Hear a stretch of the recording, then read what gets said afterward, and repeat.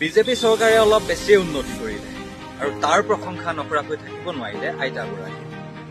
ৰাস্তালৈ হাতত লাখুটি লৈ হলেও ওলাই আহি আৰু সুধিছে যে এনেকুৱা শিক্ষা আপোনালোকক কোনে দিয়ে? আপুনি কেনেকুৱা শিক্ষা ল'লে সেইটো?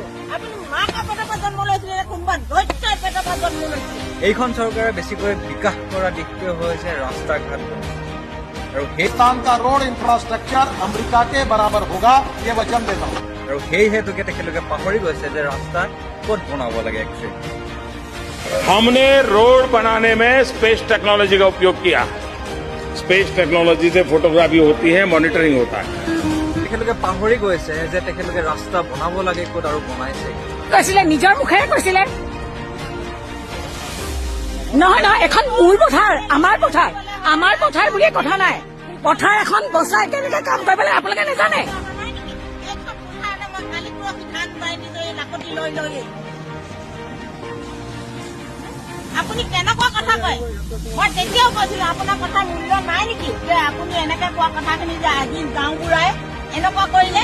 যিখন দেশত খেতিয়কৰ মূল্য নাই, যিখন দেশত অসমৰ মাটিৰ মূল্য নাই, সেইখন দেশত এই আইতাজনীৰ কথা কোনে ভাবে? নমস্কাৰ, মই ৰাজেন শইকীয়া আৰু আপুনি চাই আছে ভইচ অফ ৰাজেন শইকীয়া। যদি ফেচবুকত চাই আছে তেতিয়া পেজটো ফ'ল' কৰিব আৰু যদি ইউটিউবত চাই আছে তেতিয়া পেজটো ছাবস্ক্ৰাইব কৰিব, লাইক কমেণ্ট সকলোতে কৰিব আৰু এনেকুৱা কাহিনীবিলাক শ্বেয়াৰ কৰিব। আমি সকলোৱে নিস্তব্ধ হৈ থকাতকৈ ধুনীয়াকৈ আমি এইবিলাক মানি নলৈ সকলোৰে আমি আগবাঢ়ি অহাটো অতিকৈ প্ৰয়োজন।